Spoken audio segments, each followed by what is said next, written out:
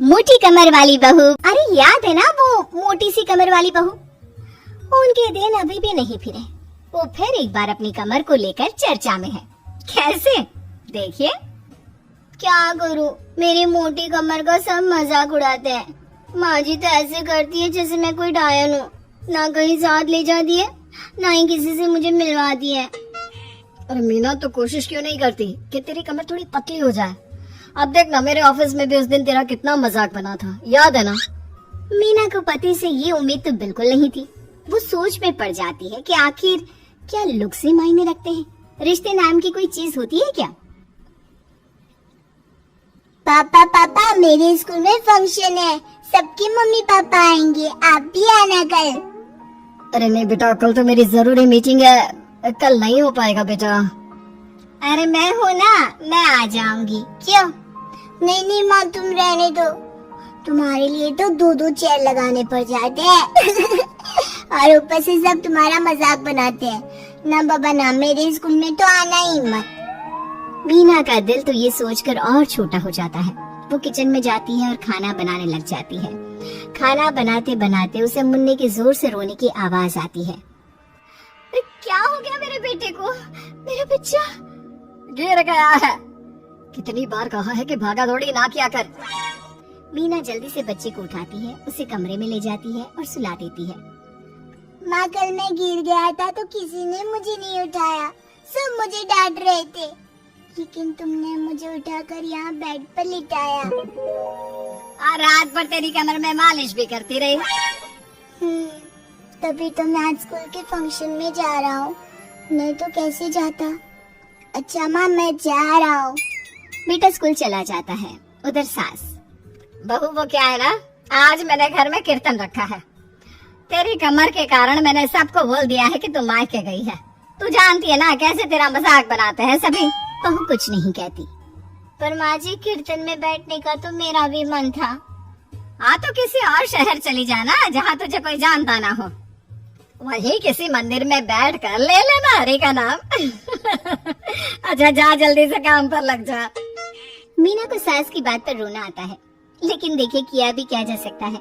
हमारे यहाँ तो ये रिवाज है ना, जिसका चेहरा अच्छा वो राजा, नहीं तो सब रंग। घर में औरतें आने लगती है, सब एक एक कर कीर्तन में बैठ जाती हैं। अरे मुन्ना, जाता किचन में मैंने प्रसाद बना कर रखा है, ले आ। अरे क्या क्या कर लेती हो बहन जी, एक तुम्हारी बहू है बस कमर का कमरा बनाए बैठी है। ये नहीं कि ससुराल में रहकर काम काज निपटाए, जब देखो तब मायके की हवा खाने पहुंची रहती है। तभी तो उससे कहती है, मैंने तो घर में मना कर दिया था कि कोई खाना नहीं खाना। बहन जी के घर कीर्तन है, मैं सबके खाना लेकर आऊंगी, लेकिन यहाँ तो लग रहा है कि प्रसाद के भी लाने पड़े हैं। अरे कर देना पागलों वाली बात, खाना भी बना के रखा है मैंने। अरे कमला, जा जाकर कीर्तन के बाद जो मैंने खाना बनाया है ना, सबको लगा देना अरे बहू से ज्यादा तो आपके साथ ये कमला ही रहती है। हाँ तो क्या अब नौकरानी से करवा देती बेटे की शादी कमला किचन में जाती है, जहाँ बेचारी मीना पसीने से तर खाना पीना और किचन के काम में लगी होती है। कैसी हो भाभी? ऐसी सास के साथ कैसे गुजारा कर रही हो? पता है बाहर कह रही है कि सारा खाना और प्रसाद उन्होंने बनाए हैं। अरे कोई बात नहीं ना कमला, वो क्या है ना, मेरी कमर मोटी है, इसलिए वो मुझे किसी के सामने नहीं ले जा सकती हैं। अरे तो मैं कौन सी सुस्मिता सेन हूँ, लेकिन देखो मेरी सास मुझे कितने गर्व से मिलाती है सभी से। देखो मीना भाभी, आपको सबने ये बता रखा है कि आप अच्छी नहीं हो, सुंदर नहीं हो, लेकिन बात ये कि आपका चेहरा इतना प्यारा है कि क्या कहूँ। पता है भाभी, आपके चेहरे के नूर से तो सारा मोहल्ला रोशन है। मीना को बहुत दिनों के बाद किसी के प्यार के दो बोल सुनने मिले थे। वो खुश हो जाती है और कमला से दिल से बात करने लगती है। पता है कमला, जब मैं कॉलेज में थी ना, तो एक बार मेरी तस्वीर अखबार में छपी थी।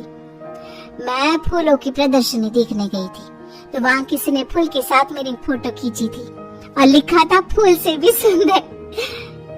लेकिन अभी भाभी आप ऐसी हो, फूल से भी सुंदर। अरे कमर मोटी है तो क्या हो गया, क्या सब में सारी खूबियाँ होती है?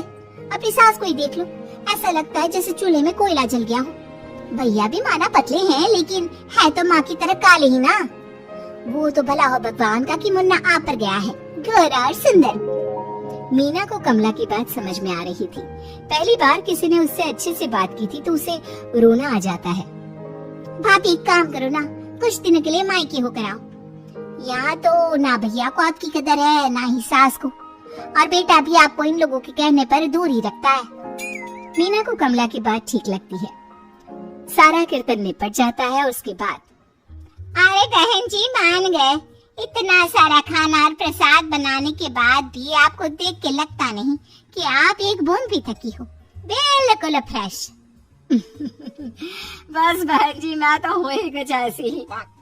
सभी चले जाते हैं। तब जाकर मीना किचन से बाहर आती है। अरे कहाँ जा रही है? थक गई हूँ मैं, चाय लेकर आ जा। माँ जी चक्कर आ रहा है, सर दुख रहा है, कब से किचन में बंद थी, गर्मी में पसीना भी बहुत आ रहा था, जरा कमरे तक जाकर पसीना सुखा लूं। अरे तो होती ना कम सिन कमर की मालकिन, बिठा देती मैं सबके सामने। अब क्या आपने बेइज्जती कराती? बस माँ जी मैं तंग आ गई हूँ, मैं अपने मायके जा रही हूँ। जब मेरा होना आप लोगों को इतना अखरता है तो मैं क्यों यहाँ रहूं? क्यों ना मैं माँ के पास जाकर आराम ही करूं। तभी वहाँ पति आ जाता है। देखो ऐसा नहीं है, लेकिन हाँ कुछ दिनों के लिए तुम जाना चाहती हो तो हो आओ, लेकिन यहाँ हम सबको तुम्हारी जरूरत है। मीना पति की इजाजत के बाद मायके जाती है, लेकिन वहाँ भी भाभी। अरे मीना दीदी आज ही आना था क्या आपको? आज तो मेरे मायके वाले आ रहे हैं। दीदी आपकी कमर का मजाक फिर बनाएंगे वो लोग। अरे मीना एक फोन तो कर देती आने से पहले। अरे मीना क्या हाल बना रखा है शरीर का, कितनी प्यारी बच्ची थी हमारी, क्या हाल कर लिया। मीना को दुख होता है।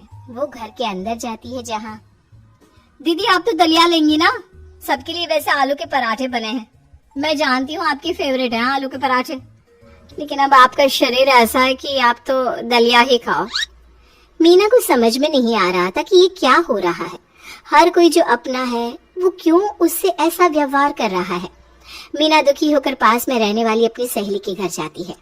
सहेली का पति बोल पड़ता है, अरे ये कौन है? कौन है ये? मुझे इसी की तो तलाश थी। मीना उसके पति के इस तरह के रिएक्शन से परेशान होकर वापस जा रही होती है कि अरे मीना बिना मिले ही जा रही हो? ये तुम्हारे पति है ना, ऐसे कैसे चिल्ला रहे हैं मुझे देखकर? पता नहीं क्यों जी, मेरी सहेली को देखकर क्यों चिल्ला रहे हो? अरे रीना मेरी फिल्म की हीरोइन मिल गई, यही तो है वो लड़की, प्यारी सी सुंदर सी मोटी कमर वाली। अरे हाँ, मीना तो बिल्कुल उस लड़की जैसी है जो आपकी फिल्म की कहानी है। ये क्या बोले जा रहे हो तुम लोग? मीना मेरे पति बहुत बड़ी फिल्म के डायरेक्टर है, पता है ना तुम्हें? और मैं एक बहुत बड़ी फिल्म बना रहा हूँ शाहरुख खान के साथ। मैं चाहता हूँ कि तुम उसकी हीरोइन बनो। हाँ मीना हाँ, प्लीज ना मत कहना, और इसके लिए तुम्हें करोड़ों रुपए भी मिलेंगे। मीना मन में सोचती है कि जो दुनिया उसे मोटा और भद्दा कहती थी, उसे जवाब देने का यही एक रास्ता है। मीना फिल्म में काम करने के लिए हाँ कर देती है और फिर सारे शहर में मीना की फोटो शाहरुख खान के साथ लग जाती है।